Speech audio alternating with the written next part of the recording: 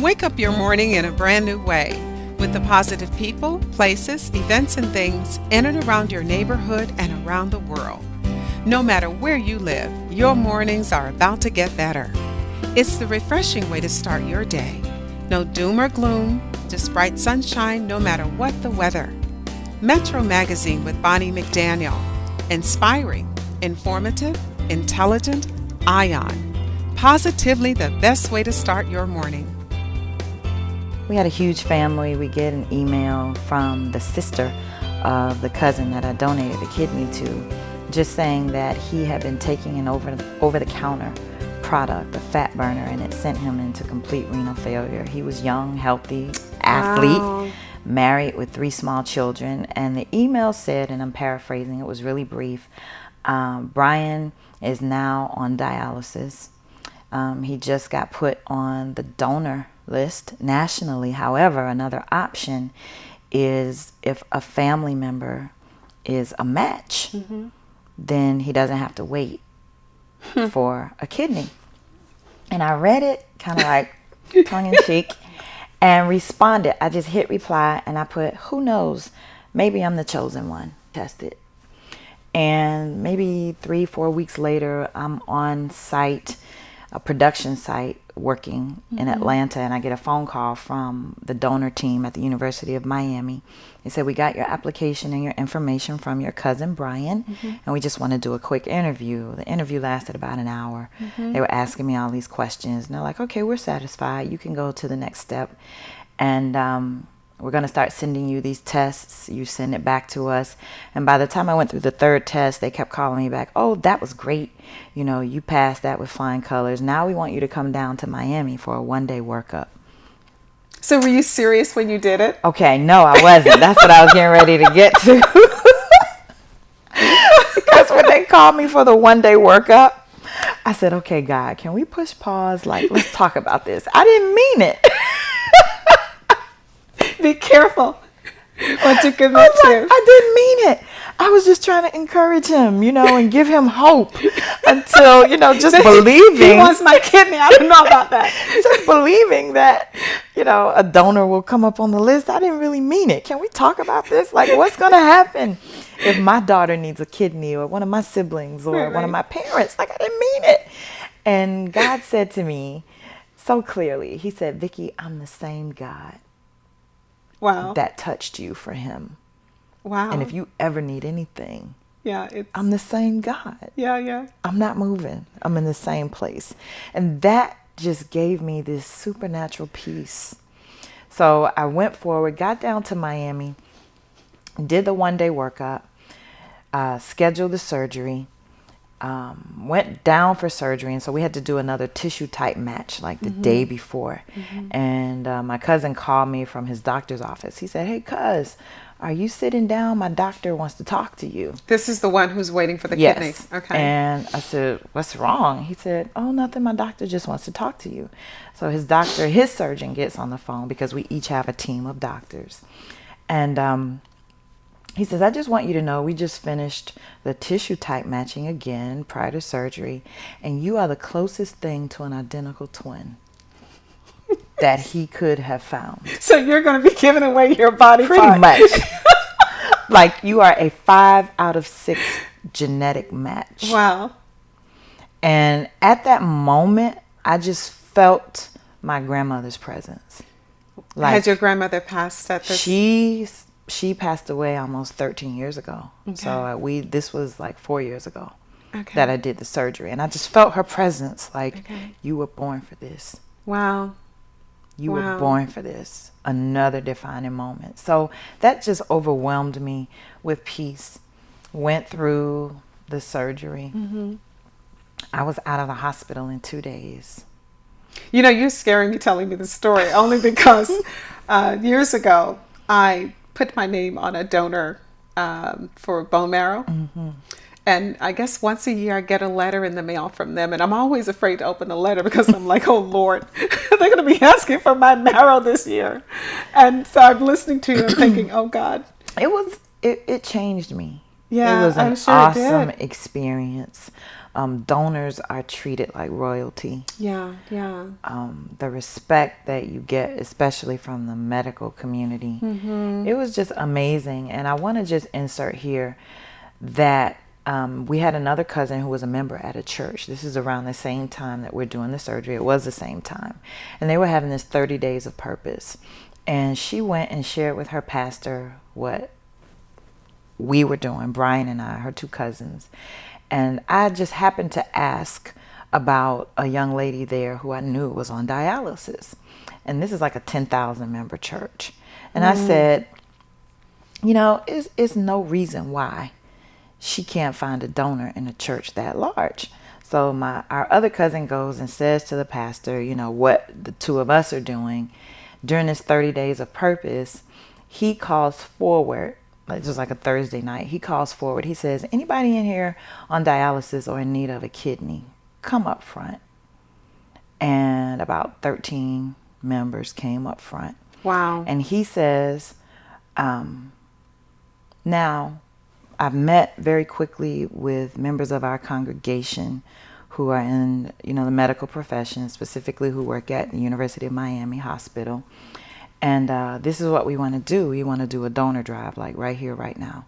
If you're willing to get tested as a donor, we want you to stand up and come up front. And like 200 people came up. Wow. And out of that 12, maybe 4 of them found matches. Oh my God. That's so crazy. It was like so much bigger than me. I was like, okay, I was born for this. The woman who said she would donate the kidney, hoping she never would. Absolutely. Wow. So that was a blessing. And after that, it just changed me, Bonnie. Waking up and looking at lights much like this in the recovery room, I just knew I was a different person. Yeah. Like, how long was the recovery period? For me, completely to feel like myself again, about a year. Okay. But I felt better. Like, I went back to visit him. He stayed in the hospital another week or 2. I went back to visit him 3 days later, and they didn't recognize me. Like, of course, I had on makeup, and, you know, they didn't recognize me as the same person walking in. They're like, did you? That was me. Yes. So my recovery was great. I didn't have any complications whatsoever. How is he doing now? He is doing amazing. Back at work, thriving, and what grateful. A gift to be able to He do did that. call me afterwards. He said, this is maybe 6 months later. He said, did you cry at movies? I said, no. He said, because I think this girl kidney you gave me has me being emotional. Like, he's made it a gender. I cry. I'm crying at movies. I'm all sensitive. I was like, he got those hormones. That's he was like, that's the only thing, Vikki. Like, I'm just more emotional. I was like, how about you're healthy enough to be emotional? I love it. And so we just kind of tease each other about that. But it was life-changing for me. Yeah. I now wake up every day like, God, how are you going to wow me today? Yeah. What can I do today? Because for me at this juncture of my life, you know, every day is a bonus. Yeah. And you know what? And we're going to take a quick break because I want to come back and talk about the amazing work that you're doing. You're doing a lot of great things. Thank you. And we're going to take a quick break and we'll be right back with more Metro Magazine and Vikki Kennedy Johnson. Really?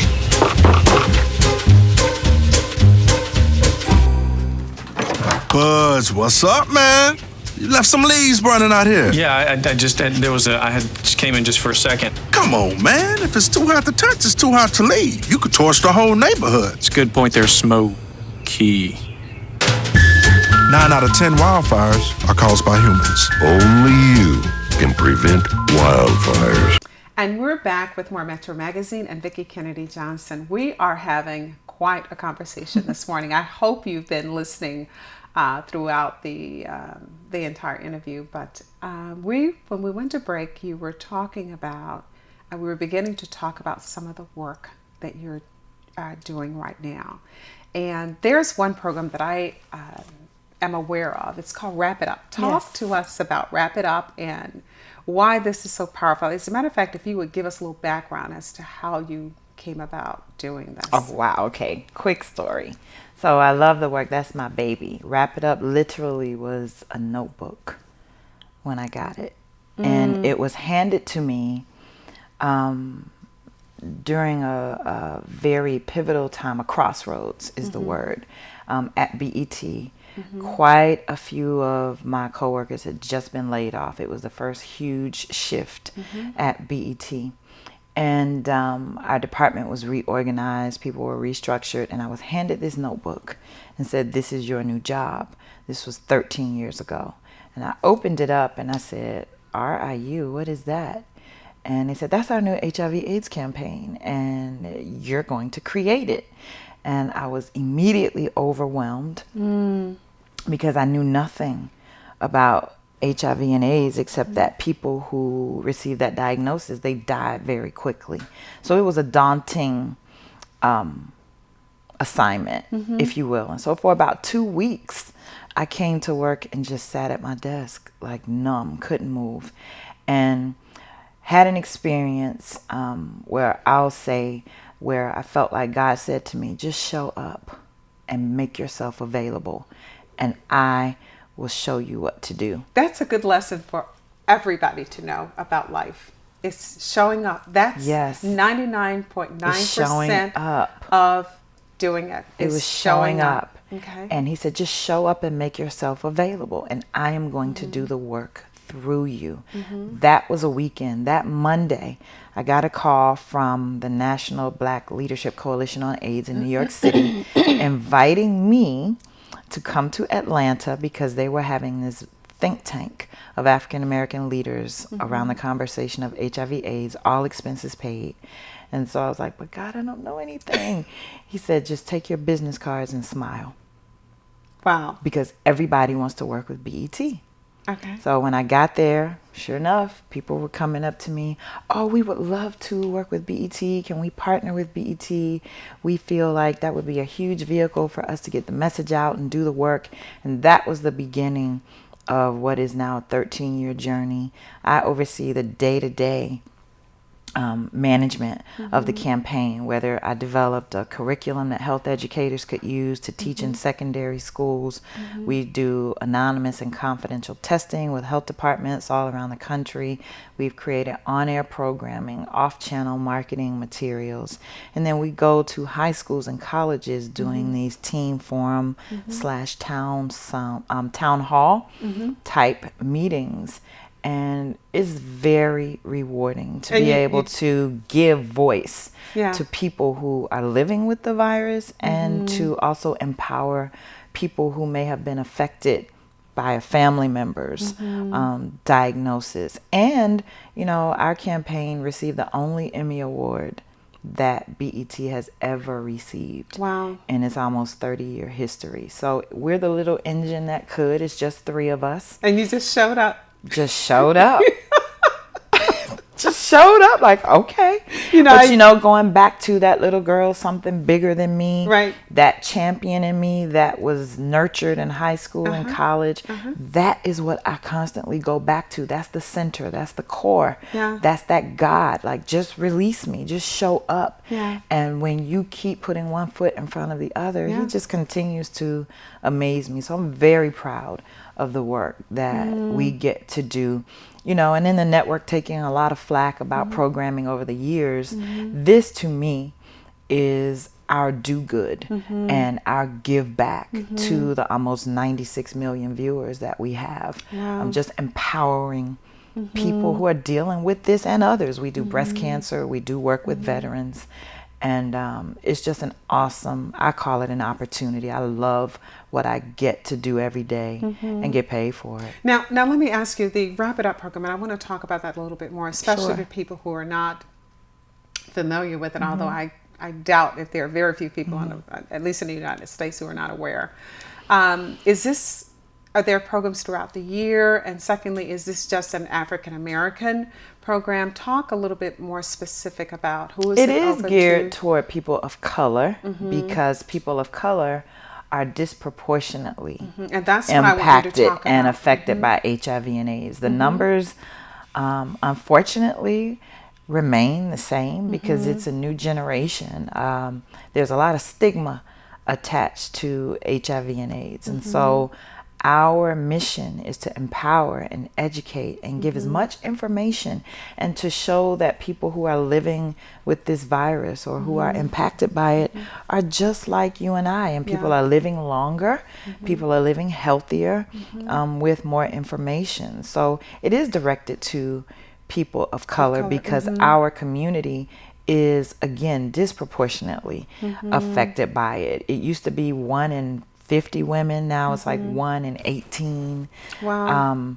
And that is what drives me, you know, to really reach as many as I can with as much information as I can and to remove the stigma from around and to take away some of that fear, because it used to be a very fearful conversation that I know people were I've having. known a few people who, the very first time I knew someone who was affected, and very shortly thereafter, he was a Latino gentleman who worked when I was in corporate America. Just a wonderful person, human being. And one day I heard he was sick, that he had AIDS, and I swear within 3 months he was gone. Yeah. And that to me was just, it really did, it let me know how serious of a disease it was. And then there were other people within his community who were also, in a very short period of time, they were gone. It is a devastating disease, and I just really applaud the work that you're doing. Thank you. And you know you have my support. Yes, thank you. Because our children, you know, a lot of people will tend to think, oh, it's that person over there. And until it comes home, you don't really understand why this work and is so it often important. comes home unexpectedly. Yeah. A lot of heterosexual women are impacted by this, and it's not just promiscuous women. It's Exactly. women who were virgins until they got married and unknowingly married a man who was infected. I know several women whose husbands knew that he had the virus and married them anyway, And didn't tell. and did not tell them. So it's not always irresponsible behavior that puts people in this situation. I know people who are born with it because the mother to child transmission of the virus. Some people get it through blood transfusions. Well, earlier on, a lot of people were infected that way. So it can happen to anyone. Exactly. And that, again, is the imperative of the message that BET has committed to keeping out in the community among our viewers. Now, what are some of the, talking about that, are there some things that, and maybe I'll leave this to the end, but put a little sticky note there. I want to have you to share with our viewers things that they might be able to do to help you with that effort. But I want to, first of all, talk about some of the other work you're doing, because we were talking about women and them not being as supportive as we should be toward one another. And I know that there is something that you're doing to really help those pretty women, not to be pretty on the outside, but to be pretty on the inside. You have something called Girl Talk Unplugged. Talk about that. Started Girl Talk actually 13 years ago as a quarterly gathering of women. It was an outgrowth of a daily radio feature that I did called I'm Every Woman, which was a 60-second, a 1-minute empowerment moment. And from that, we started doing these quarterly gatherings called Girl Talk, where anywhere from 500 to 800 women would come together, and it would be intimate, informal, and unscripted. We would just talk about whatever was going on at that moment. And from that, I was able to write and release 3 books. Just released my 4th book earlier this year called Vikki Isms. And when my daughter went to high school, I kind of pushed pause on Girl Talk, just so that I could be available as a single mom. I wanted to be available to be that parent that showed up, you know, who was actively involved. And so when she went to college, I wanted to identify what was next and added Unplugged to Girl Talk, because after 10, 11 years, a lot of people had started doing Girl Talk. and just kind of knowing what I know about branding and ownership of intellectual property, I just added unplugged, to brand it as mine, and but also to be descriptive in the experience and the community I wanted to create for women. We were taking it to a place where there were no limits. Unplugged is indicative of we're going everywhere. Inside and then coming out to address those places that are uncomfortable to talk about, to, you know, tap into those wounded little girls that often are inside each woman, and to just kind of hold her hand and walk her through what healing looks like, what it feels like, that uncomfortable place, to let her know, look, you're not alone. Right.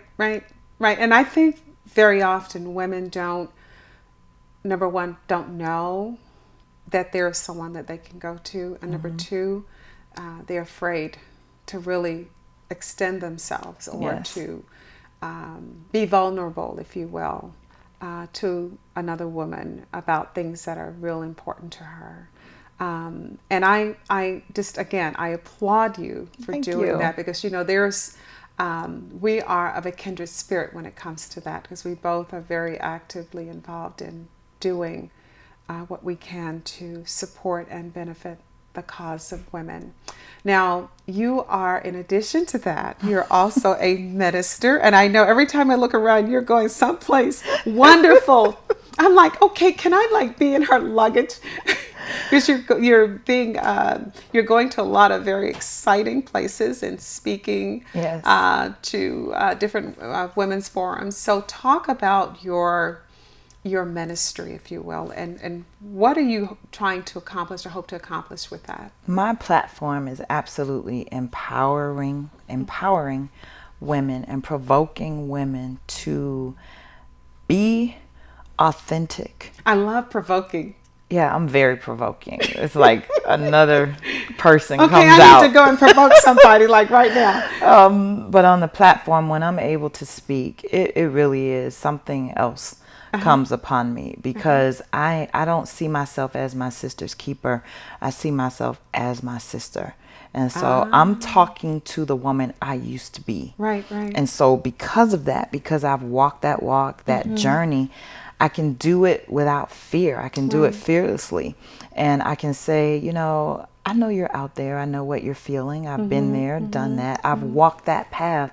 So I'm here to say, look at me. Look at me. I am evidence of what's possible for you. And you know, it's. I think it's really hard for women, especially, to do that, especially when you've been hurt and you've had some moments. I've had some moments. But the fact that you are able to get on the other side of those moments and say, you know what, been there, done that, I ain't doing it again. Right. The pain may come, but it's going to come in a different way. The fact that you're able to do that and you're willing to expose yourself so that you can help other women is a testament to the amazing woman that you are. Thank you. Before we go off the air, if you could just take a moment and let people know how can they get in touch with Vikki Kennedy Johnson, because I think after this interview there are going to be quite a few. So if you would just look into that camera and let them know. Thank you. Thank you for the opportunity. I am out there. You can find me. I'm on Facebook at Elder Vikki Johnson. That's Vikki. I am on Twitter at Elder Vikki. And my website is gtugetaway.com. You can also get my books on amazon.com.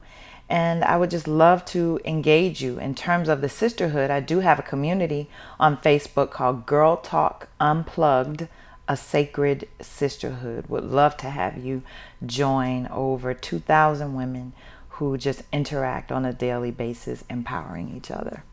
Well, I think that said it all. And we are out of time, and I would like to thank those of you who are tuned in this morning. I'd like to thank you very much for tuning in and for sharing this amazing woman with us. And if you are an amazing woman, or you have a story, or know someone who is, we would love to hear from you. You can find us on BonnieMetroMag.com and just send me a note, and I will be certain to reach out to you. Thank you so much for joining us, and we will see you next time on the flip side. Bye-bye.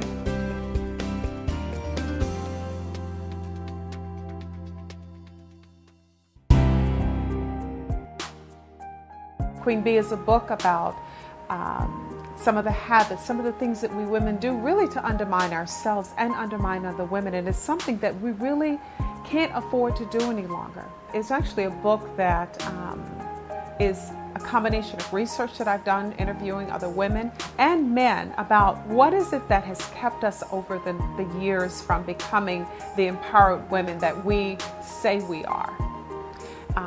I have taken interviews from women who talk about some of the experiences they've had in working with other women, either in the capacity of just having relationships in different types of settings, whether it be in the corporate boardroom or a lot of the women that I talk to are entrepreneurs, but really just delving into not just the things that we do in terms of day-to-day, to perform our jobs, but really looking at the things that are really holding us back. One of the things that's interesting to me is the fact that if you take a woman, an average woman, and if you're honest, and put her in a room with 15, 20 other women and have a gorgeous woman walk in the room, watch the reaction. Chances are very good she's not going to like her, and it has nothing to do with anything other than the fact that she, in their own minds, looks a certain way. If you take that and reverse it, and you are the woman who thinks that everything about yourself is intact, you're going to respond to that woman in a different way. And you're going to listen to her rather than look at her physical being. And that's what I want women to do. I want us to stop looking at what we have on, whether or not, we're thinner or heavier than the next woman, but really to look at who we are as women. Good morning and welcome to Metro Magazine. We are talking to someone this morning who is absolutely revolutionizing the construction industry, not just here in the United States, but all over the world. And before we get to that, let's welcome Tiffany Hosey Brown to Metro Magazine. Tiffany, I'm so glad you're here. Thank you. It's good to be here. And I'll tell you, I have, if someone's just looking at you, first of all, you're very petite and the way you look sitting here, it's hard to imagine you donning a hard hat. What is that about? And we're going to go back and if you could give us a little history on how did you get involved in that? Because there's a lot more to Tiffany than just the hard hat. Sure. I was a corporate trial attorney for 15 years. Uh-huh. And family came up with this brilliant idea to start a construction company back in 2007. Okay. We got our first project in 2008, and I was president of the company, and I was working full-time on the construction job. And so our first job was rebuilding a levee down in Louisiana. And I must have taken about 12 trips down there, and obviously I didn't have a background in construction, so I was really curious about the process. Then we got a job in Virginia to oversee the installation of doors, frames, and hardware. And it was for a 2 million square foot federal government building. And I saw it as an opportunity to actually be on the ground, to watch a construction project from start to finish. So that's when I grabbed the hard hat and the orange vest and the steel toe boots and the safety glasses and went to the construction site every day for a couple of years. Okay. Now, let's go back to Louisiana, because there's something significant there, because your project really was, if I understand, a helping of the rebuild as a result of what happened with Katrina. Talk about that a little bit. Actually, it wasn't related to Katrina. It was post-Katrina, and it was a different area. Okay. But it was important because of Katrina, and they wanted to ensure that the levees would hold and that they were much stronger. Okay. So our levee was so well built that it was used as a model for other people who were rebuilding levees and doing repairs around Louisiana, that the state levee board would bring people to our site and show it to them and say, this is what we want it to look like. So it was successful in that regard. Now, we've talked about what you do now, and I wanted people to get a sense of the work that you have done in terms of construction. But I want to go back because you're from Mississippi. Tell me, what was it like growing up in Mississippi? It was Mississippi. I mean, I went to Catholic schools my whole life. Okay. Went to public schools a couple of years. I was born right after segregation. Okay. So, what was that like? Because it's interesting. I was talking to another amazing woman, I guess a couple of segments or series back, and she mentioned the fact she was Arab and she lived in Mississippi, and I thought that was very interesting. And I mentioned to her that Mississippi is one of the only 2 states that I've not visited in the United States, which is interesting. And I think I have this image of what Mississippi, because of our history. You probably have the image of Mississippi outside of the capital city. Of course, right? You're from Jackson, but still, Jackson. that image is there. So talk about, because you were post-segregation, talk about what it was like for you as an African-American child growing up in Mississippi. So it was great. Okay. Because I was from a quote-unquote upper middle class family. My grandfather was a very prominent businessman in Mississippi in the 40s, 50s, and 60s. He had he owned one of only 2 hotels in Jackson where blacks could stay when they came to visit. And there is a lounge down in the basement of the hotel called the Subway Lounge.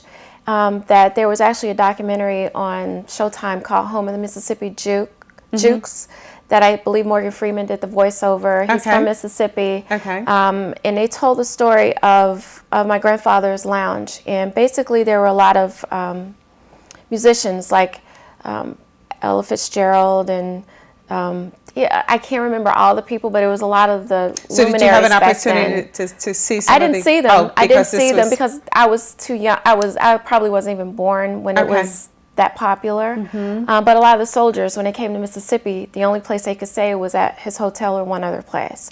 So my grandfather's stature brought with it a lot of opportunities for us to do a lot of things that I'm sure a lot of other people in Mississippi didn't get to do, and Jackson didn't get to do at the time. The one thing I will tell you that's really kind of funny and ironic is I went to law school intending to be a lawyer. And I ended up in construction. And I didn't understand, how in the world did this happen? Because when I went to school, it wasn't a dream of mine to be on a construction site. Right.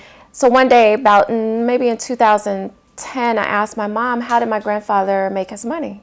And she said he was flipping houses. He would buy old houses, refurbish them, and sell them. And that's how he got started. So it's almost like a full circle. Yeah. Now, you talk about your grandfather. I know also that your father is a great influence in your life. Talk about your relationship with him when you were growing up and how he impacted or influenced some of the professional decisions you've made. My dad's my best friend. Okay. Growing up, he was my hero. He still is. He is my biggest cheerleader from watching my basketball games in 4th grade and 3rd grade. So you were a basketball player? Basketball player. Tennis in high school. And then going on to law school, he was cheering for me then, even though I think he really wanted me to get a PhD and be a professor so that I could have summers off. He said, that's the best life, you have summers off.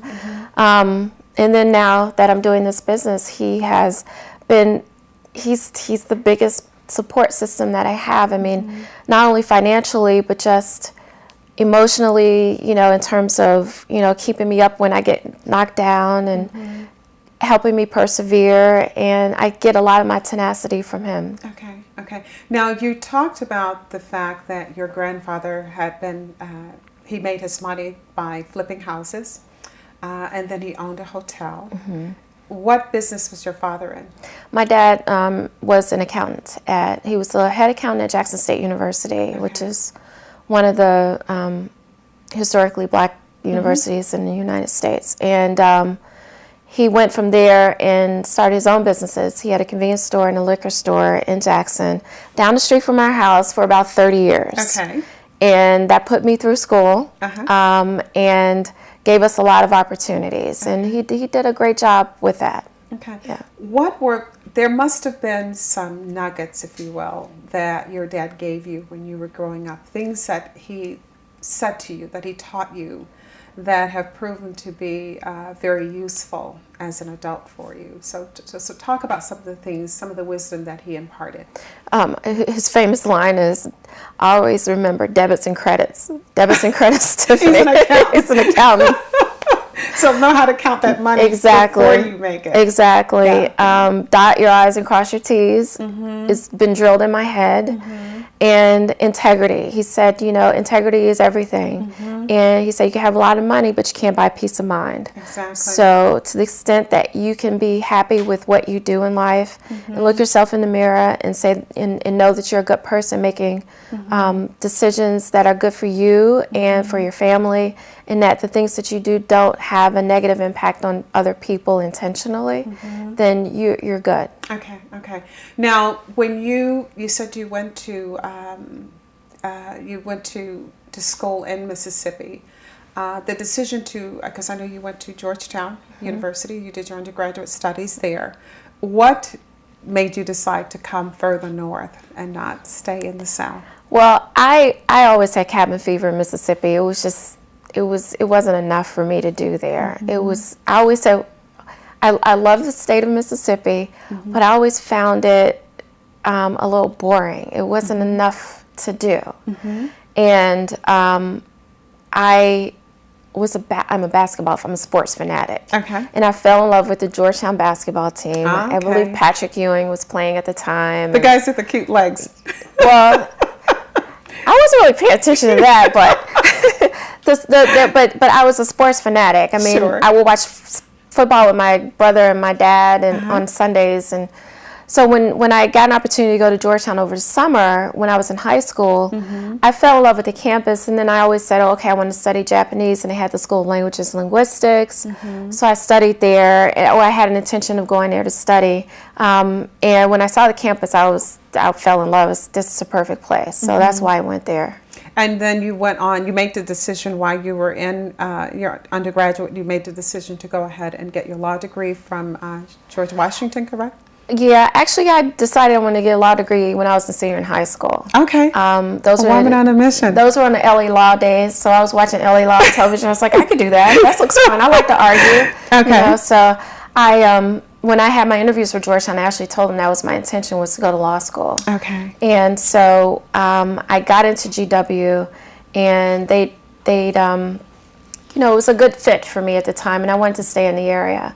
So I went ahead and went there. Okay.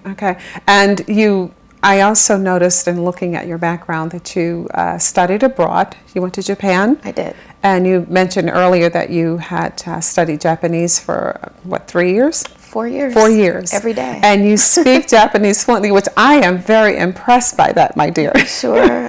Not anymore. Not as fluent as I was, but I can get by. Talk about that experience. So and how long were you there? I was there almost a year, and I lived with a family who was awesome. I mean, I woke up to the smell of fresh baked bread every morning, and the mom was an excellent cook, and the father loved to sing country music.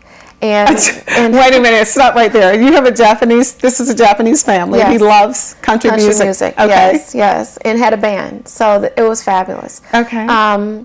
And I just had a really good time. I ate a lot and never gained an ounce because I ate a lot of sushi, and so I was putting weight on it. And I got to see Mount Fuji, which was one of the most awe-inspiring things I'd ever seen. I actually saw it up close in Yokohama on a black sand beach, and I had ran into Wynton Marsalis, of all people, in a park in Japan. And a group of us, a group of students I was studying with, we were invited to ride with them to Yokohama for a concert. So I got a chance to sort of debate Faulkner in the back of a bus with Wynton Marsalis, and then go into a black sand beach in Yokohama and look at Mount Fuji. So it was awesome. Now, there are a lot of young women who are going to be watching this, which is why we're doing this Amazing Women series. Talk about why studying abroad is so important. Wow. I can't even begin to tell you how that experience opened up my mind to their differences in culture, their differences in language, their differences in environment. But the bottom line is people are people, and families are families, and we, everybody loves everyone the same. And that's a one common thread that we share with the world. And to the extent that you can tap into that when the humanity of everyone, I think it really allows you to reach out and create friendships beyond the geographic borders that you were born inside. You can really establish some authentic relationships with people. Okay, and this is a real good segue. We're going to go to break, and when we come back, we're going to talk about how Tiffany's past has really come full circle to the work that she's doing right now, and I'm real excited to share with you. So we'll be right back in a moment.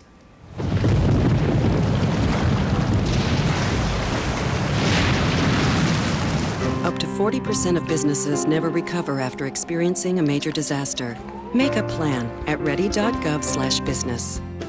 And we're back. We're talking to Tiffany Hosey Brown, who is the founder of Build Data Analytics. And when we went to break, we were talking about your educational background and your study abroad. And that's pretty significant because what's interesting about this story is how you've kind of come full circle in terms of the work that you're doing that we're going to talk about in a moment. So you were talking about the fact that you studied abroad and also sharing with our viewers how important it is for young people, especially young women, I think, to have that experience. So I don't know if you wanted to add anything to that. Well, I'll just add, my daughter is 8 years old, and she's been taking French for about 4 or 5 years now. And just watching her mind just develop and blossom when we are out and she hears someone else speaking French and she's able to understand what they're saying. It's just really special, and I think it's important because it gives her a sense of confidence that she can do things that if she puts her mind to it that other people haven't done, that she can achieve whatever she wants to do in life. And I think that's really key to having that exposure to global thing. Now, let's come and let's talk about Tiffany Hosey Brown today, because you just won a major award, kind of like a Shark Tank. Talk to us about what just recently happened with your new company. So I was in a the Boston Business Improvement District, Boston BID, Launchpad Challenge. And I believe there were about 250 or 240 or so companies that applied to be involved. And it was a business accelerator that started over the summer and culminated with a competition on December 4th at the movie theater at the Boston Mall. And they put on a big production. It was truly Shark Tank style. The judges were Congressman Gerald Connolly, Anish Chopra, who was the first Chief Technology Officer for the U.S. appointed by President Obama, Mark Gruen, who is an attorney at Saul Ewing and co-founder of Career Builders, an investor in careerbuilders.com, and the great Ted Leonsis. And that was such a treat to be able to pitch in front of those individuals. What was that like? I mean, here you are. Again, I guess now that I think about it, the fact that you were an attorney probably prepared you for getting up and saying and doing whatever. I thought it would, but actually it didn't. I think... Why not? In some ways it did and didn't. So when you prepare for trial or argument before a judge, you've had a lot of hours to prepare. Okay.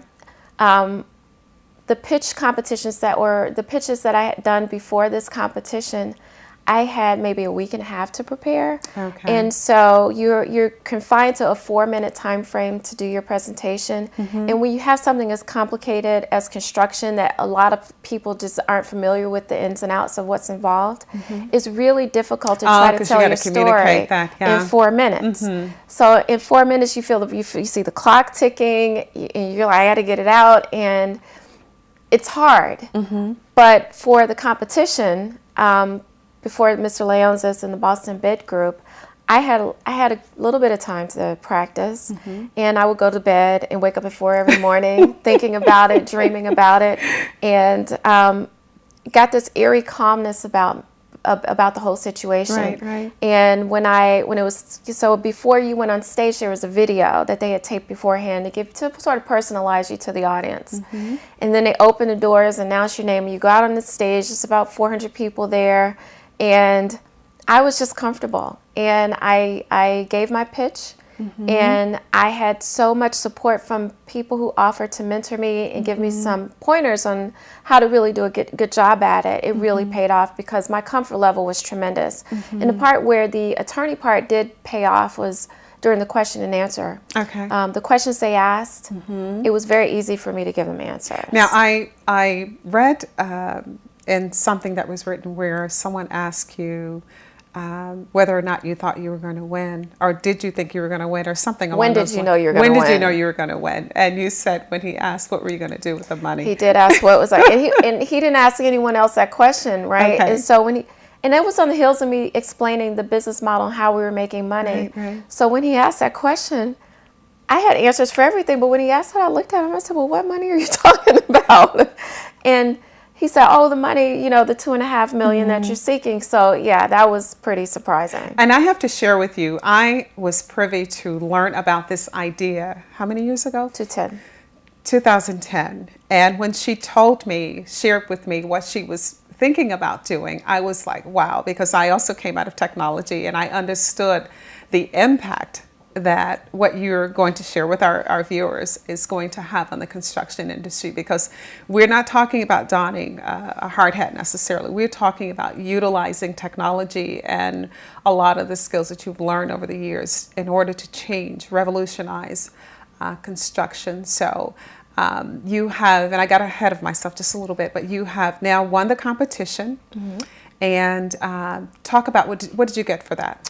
$15,000 cash award, an office space for a year, office furniture, free legal advice, and continued mentorship. Okay.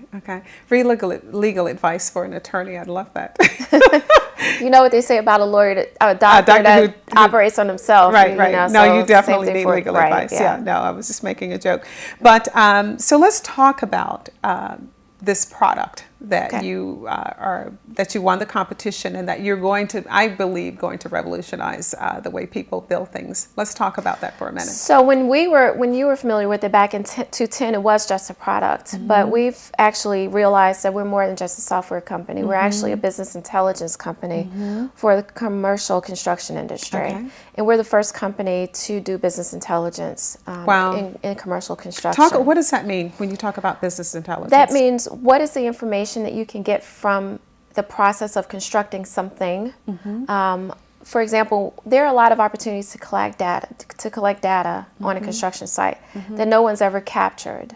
So from the guys that put in the windows and the walls and the doors and the floors and the light fixtures, etc., there's information that is very valuable when you're over time trying to figure out, well, how much time does it really take? Instead of estimating it, you actually have a real concrete way of measuring time and understanding what were the best practices. Why did this building stay standing when there was a natural disaster and the building next door completely collapsed? Now this, if I can interrupt you, this becomes very important, especially considering the natural disasters that we've had around the world in the past several years. So talk about the impact that this product or this business intelligence that you're speaking about is going to have on that. Sure. So there's a real estate development group that is talking to us about using the software in some of the countries that are not as technologically developed as the United States.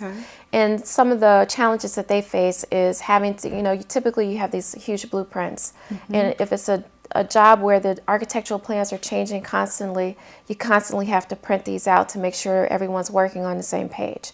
Well, our system sort of replaces the blueprints because we are connected to the architectural software, and so everything that you need to build in a building, in a room in a building, appears in a template form for each one of the companies responsible for putting in a component of the structure. So the light fixtures, the walls, etc. So this architectural software is it housed in a remote site, or how are they tapping in?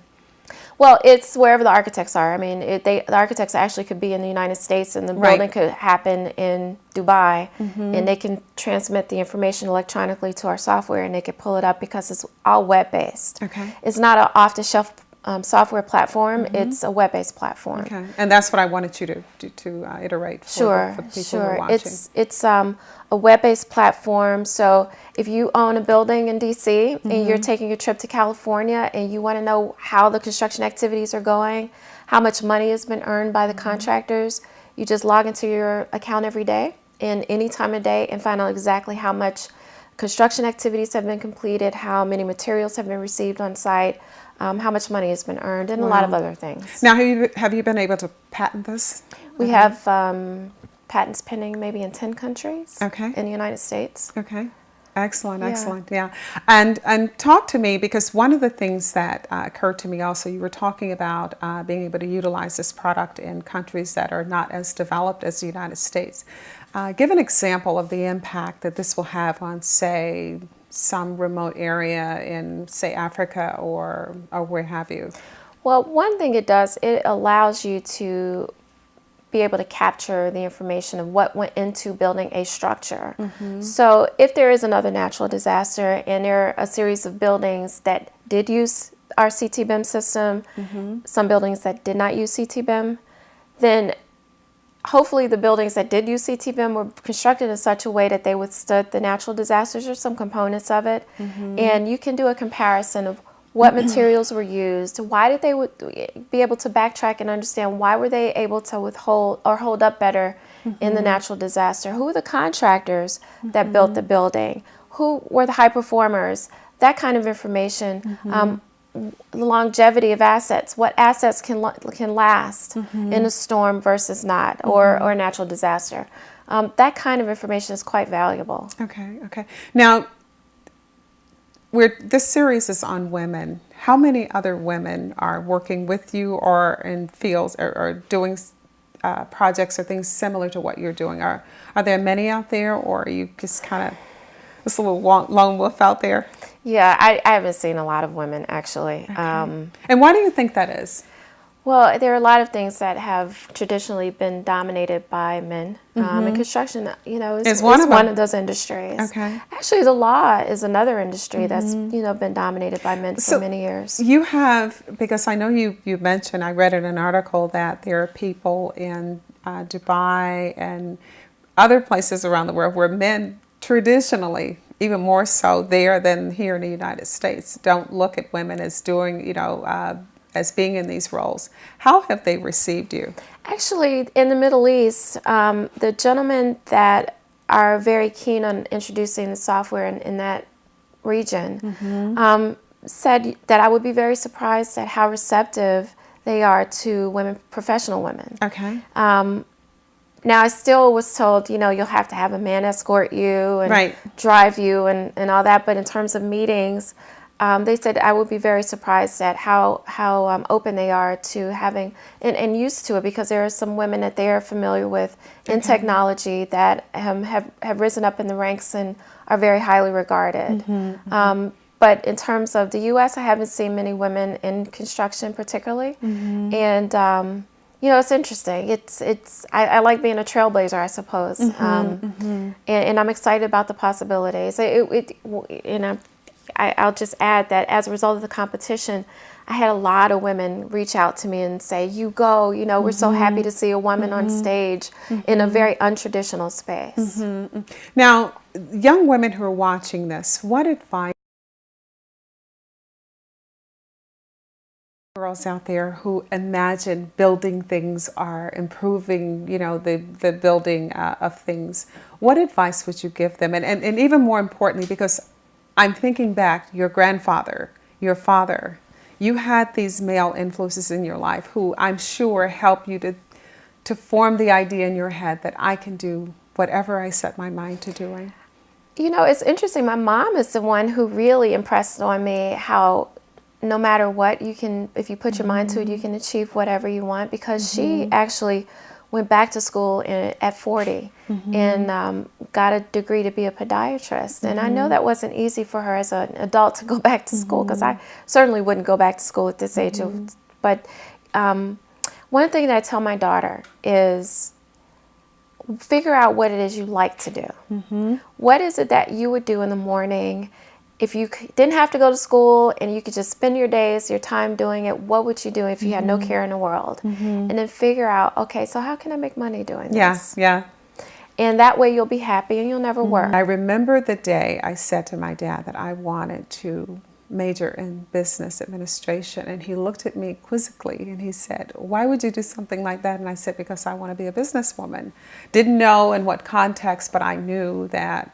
And that influence actually came from my grandfather, who was a businessman. He was not educated, but he basically took care of our family through farming. And I saw the impact that business, running your own show, could have on your family. And so that's where that influence came from. But I remembered the fact that if I look at what I'm doing now and look at what I did then, and nothing was lost, but a lot of the decisions I made were because I was afraid to venture outside of the box. And that's one of the reasons why I am so excited to be talking to you today and have you share your story, because that's so important, the fact that you're instilling that in your daughter. And I've done the same with my own. The idea that you can get up and whatever brings you joy, do it.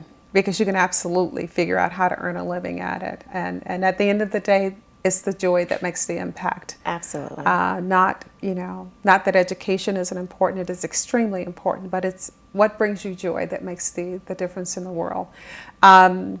This has been such an exciting time for me, because I have known you for several years, and I can say that you have been quite an influence on even myself, just watching you, and even some of the counsel you have provided to me over time. And I'm honored that you're here, that you're sharing your story. Thank you. And I'm honored to be here. And I know that there are a lot of young women out there who are going to be impacted by what you've shared today.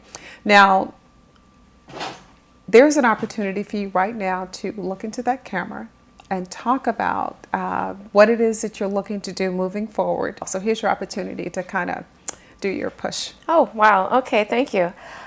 So I'm just looking for customers. You know, if you have complex construction projects and you want some higher level of accountability and transparency, and you want to save a guaranteed 1% of the total project cost, which is great. Love it. We'd love to hear from you, and I think we can make great things happen. Okay, if you want to give your website. Oh, our website is www.ctbim.com. C as in Charlie, T as in Tom, B as in Bob, I, M as in Mary.com. Wonderful. Thank you so much for Thank being you. with us. Thank you very much. We're out of time, and you've been joining us this morning talking to Tiffany Hosey Brown. This is Bonnie McDaniel.